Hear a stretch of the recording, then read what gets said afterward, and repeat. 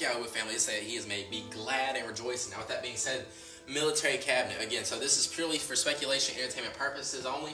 We recognize that history does not repeat, but it absolutely rhymes. That's why the Bible says Ecclesiastes 1:9, there's nothing new under the sun.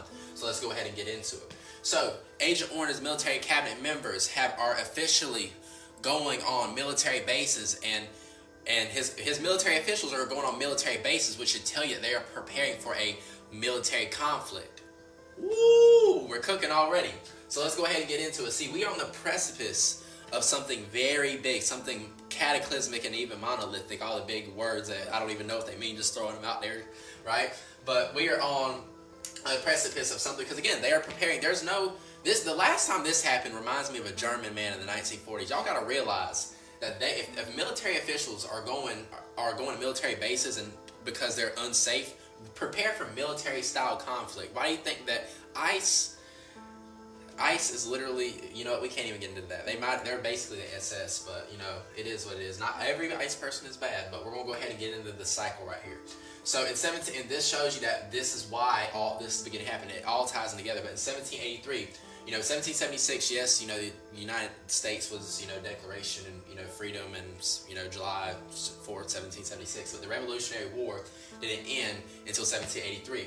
Every 20 years or every generation there is a minor turning, or a minor turning being an event that changes the course of history just a little bit, that shifts the minds, the attitude subtly. All right.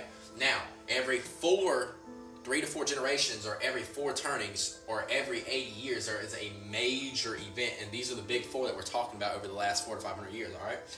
So, every 80 years. So the 82 years after 1783. The Civil War ends, and in between that, those minor events, and again, none of these events are really minor, but compared to the other events, they would be minor, just for, timeline purposes. World War I, and the League of Nations was created in 80 years later, right? You have 80 years later, 1865 to 1945, okay? You have the very end of World War II. And so instead of getting the League, now that you have the League of Nations, again, it was the United States, then they developed the League of Nations, now you have the United Nations, right? Now, after World War II, you have a minor turning. Martin Luther King, 20 years exactly after that. Now, why is that? That's because what's happening is not only did he put in the civil rights stuff, right? But also it's the reason why all Democrats, or black Democrats vote, black people vote Democrat, right? It's because JFK got Martin Luther King out of jail a few days before the election, right? Or a week before the election. And 20 years later, you have the reason why, Christian Republicans vote right. They vote Republican. So pretty much because Ronald Reagan set up the foundation of Make America Great Again. So every Republican wants to be like Reagan for a reason. Okay, so and then 20 years later, you have that event that happened in the early 2000s in American history, that sad day. Okay, and then 20 years later, or a major turning, you have World War III, or United Nations going to one nation. So, someone pointed out to me the first time I made this type of video was that in these 3 major events, something is ending, but in this one event, something is starting, because there's nothing new under the sun, and we are at the dawn of the one world order, the one world currency, the one world government, which will be one nation on earth. Why do you think have everybody celebrating being a global citizen? Okay, you have to pay attention. We are on the precipice of Bible prophecy. Peter Thiel. Why do you think the billionaires are building bunkers? Okay, a few of those billionaires, Musk, Gates, Peter Thiel.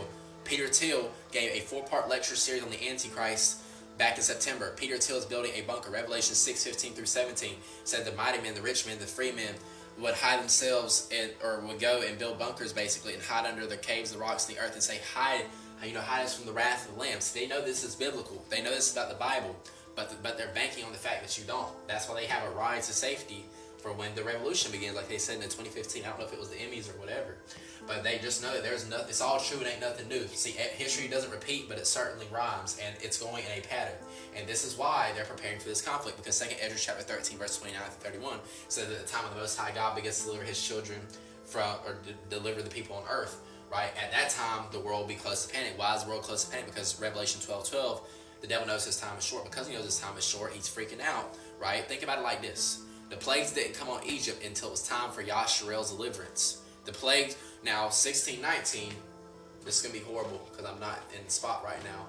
But 1619 to 2019, wow, that's not as bad as I thought it would be, was 400 years. right? 400 years, all right?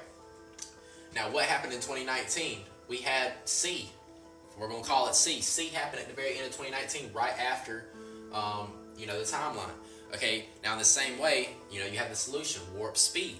Okay, why Agent Orange was allowed to bring prophecy at warp speed.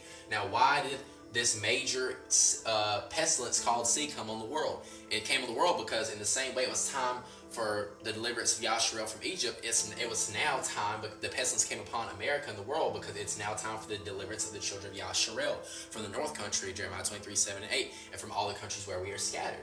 See, this is all biblical. And with that being said, if you want a follow-up video, if you want me to respond to a comment, DM me personally. Don't feel bad to double text me or even triple text me, because I have a lot of, people, hit me up every single day. So don't feel bad to double, triple, even quadruple text about this, because we are about to be delivered, family. The closer and closer we get to the plagues, the war, the closer and closer we get to our deliverance. And this is why this is all set up. But they can't stop us. In the Bible, they used to be scared. They used to be scared for us to even go to battle with us, because the Most High would literally go before us. I remember Stephen Darby saying something like that. The Most High would literally go before us. We would play a specific sound. He would go before us and fight. It's only when we start being in disobedience and being carnal is when we actually had to go fight physically, like really. Not that we didn't physically fight for it. We really have to get up in there and tussle, and then we would lose because it wasn't the Most High's will, or we weren't in the Most High's will, period. You know what I mean? Sometimes the battles weren't the Most High's will, I believe, and at other times we weren't in the Most High's will, period. And so notice that when the Most High says Exodus 14:14, the Most High will fight your battles, right? The Most High will fight our battles, okay? So the Most High is working this all out. Yes, they have created this evil timeline. This is not biblical, but we, again, see the pattern, okay? And again, they're going to do what they're going to do, but don't be scared, don't be in fear, because He has us, right? He has us. And with that being said, just know that I love you guys. I'll see you in the next video, family. Shalom.